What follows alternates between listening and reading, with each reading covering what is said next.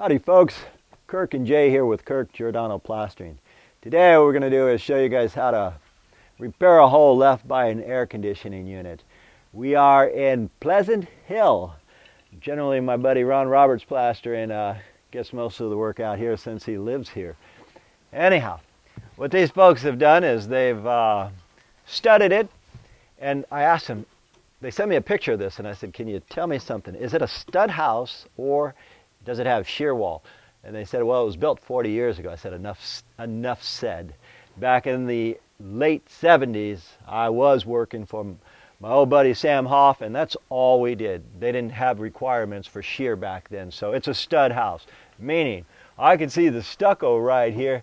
That's about 1.5 inches, almost 2 inches thick. You'd think, gee whiz, why is that so darn thick? Because that's in the field. You've got studs. A stud is right here. They've sistered another one for me. Good. So they got a stud right here, and then they got a stud right here. So this is in the field. In the field, you lose a lot of stucco. So what we're going to do is, underneath this window here, prior to them installing the window, they put a piece of flashing. It should have some kind of paper craft flashing. That's what they used about 40 years ago. It's craft paper with fibers in it. So we're going to take this piece off because we want to take our new paper, go under here. And I can go a lot of different ways to put this together, but I just happen to have some paperback wire on the truck. So we're going to gently break it back here with a bulldog. There's a lot of tools to use, guys. You can use air tools, electric tools. You could use a hammer, but if you use a hammer, you're using muscle and you'll kind of beat it up more than, you do more damage than good. So we're going to use our electric tool here and break this out as gently as possible, because right here is a stud. That's the original stud, and here's the field. If we end up in the field, man, it's a nightmare to try to waterproof in the field, but we're pretty good at it, so we'll do the best we can. So right now we're going to get started. Jay's going to go ahead and break this out, break all this out as gently as possible, and hopefully we won't get in this field here, because if we do, there are ways to handle it that we waterproof it, but I'm hoping we don't have to go that route. Anyhow, we'll show you how we break it out and pop it back together.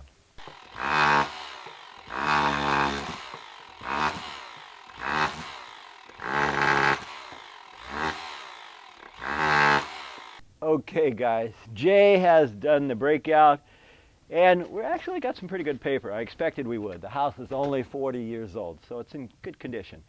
Okay, what we're going to do now is we're going to put paper over the existing paper. Now what I did is I just cut this little piece of flashing. Now this is a craft type flashing with, it's got that reinforced mesh in it. And we're going to slide it down in here. The bigger pieces like this, it takes a little bit longer. If you cut them small, they go a little faster, but then you're, okay, that one's in there. Anyhow, the smaller ones go in faster, but they don't cover it as well. Okay, we got that one in there. I'm going to get a full piece in here.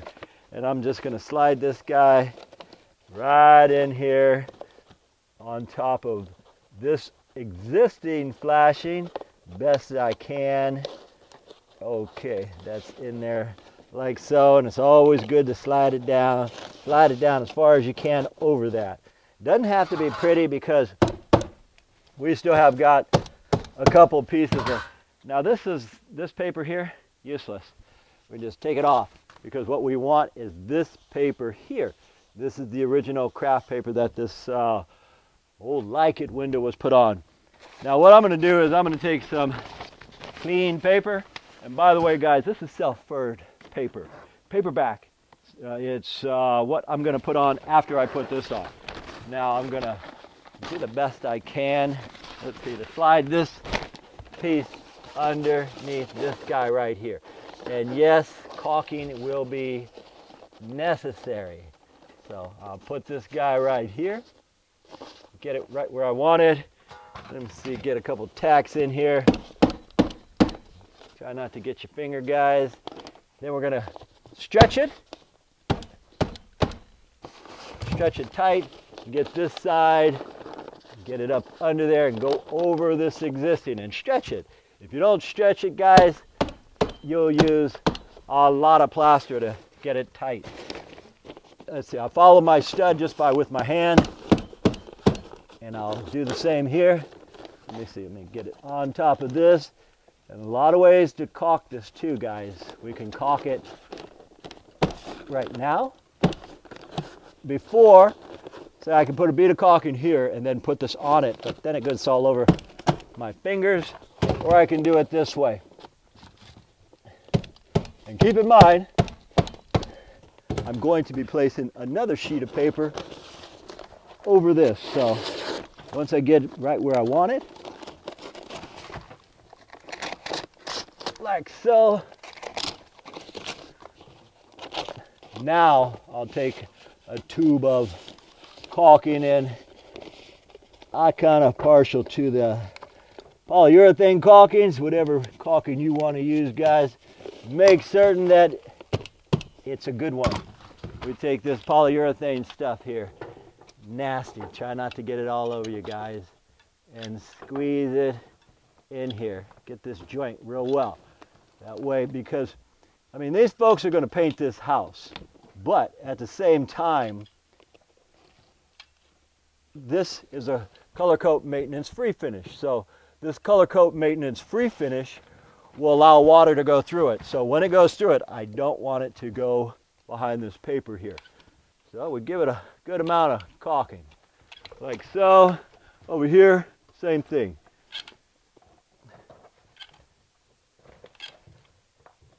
Same thing, caulk the crap out of it, guys. Caulking's cheap. Well, not this particular stuff, but caulking as a rule is pretty cheap. $5, $6, $7 a tube. Good insurance that it won't leak. Now, the next time you see me, I'm going to have this piece right here fastened on it. All right, guys. Now, what we have done is we've caulked even under here, because water can go here, hit this, and drip out and go behind the paper. We want to make certain that we are watertight.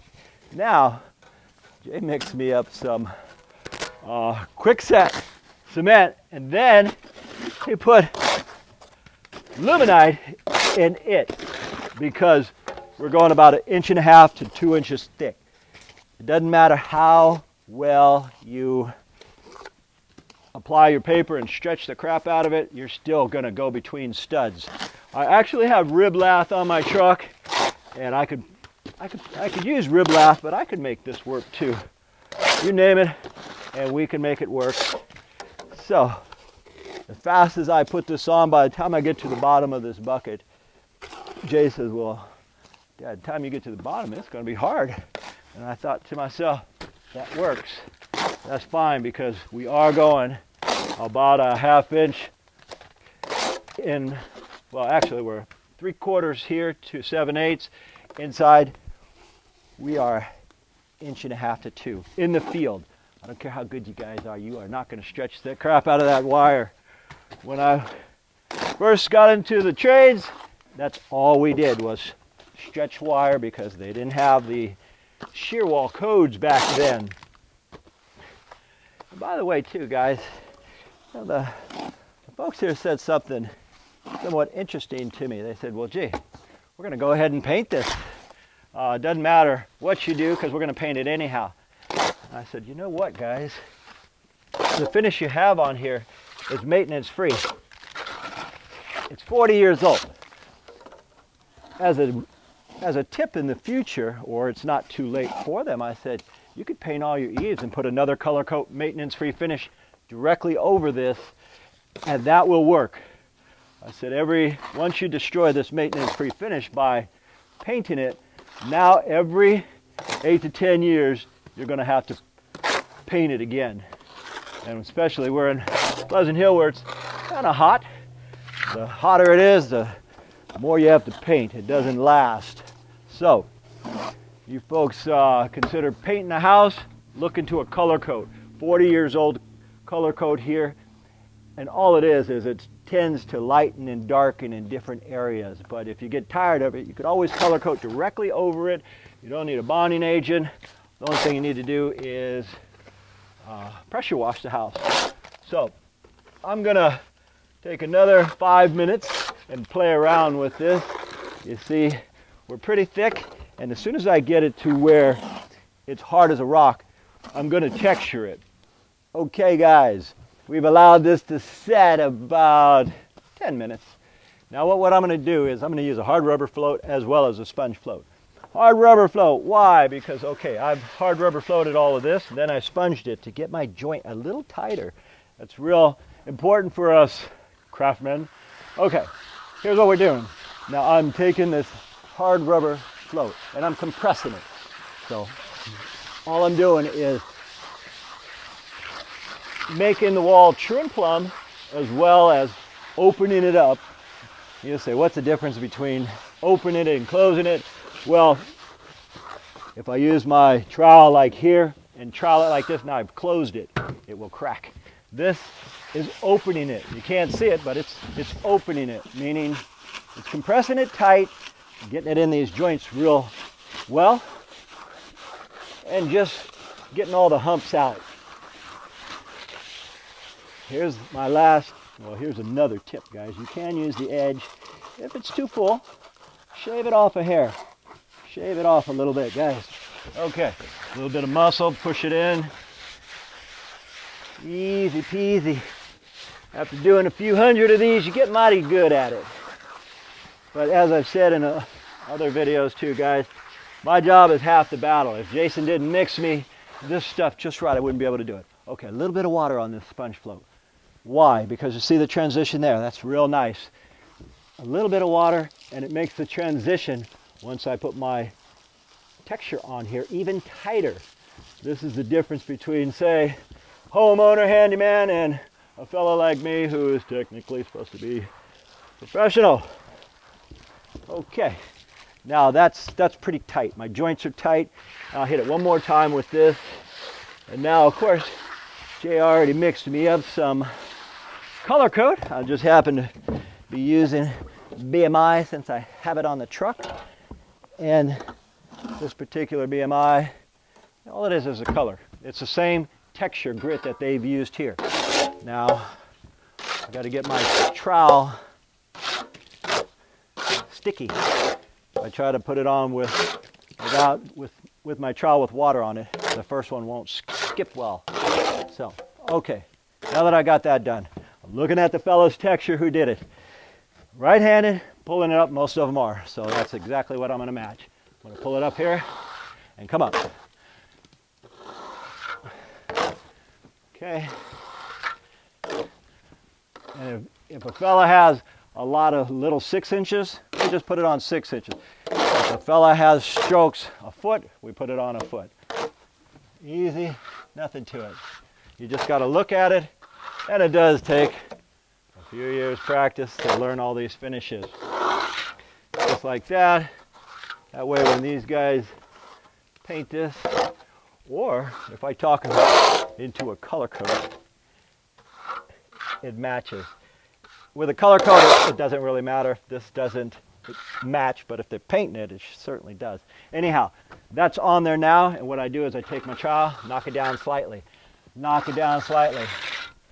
If I knock it down too much, then it doesn't match that. It becomes a pancake. If I don't knock it down at all, then it becomes like, well, way heavier than this. So that's about right. Anyhow, guys, nothing to it. And if you like what we do, guys, please subscribe to our channel. Heck, subscribe to Jason's channel, Giordano Plastering. Anyhow, guys, we thank you for watching. And as usual, Jason and I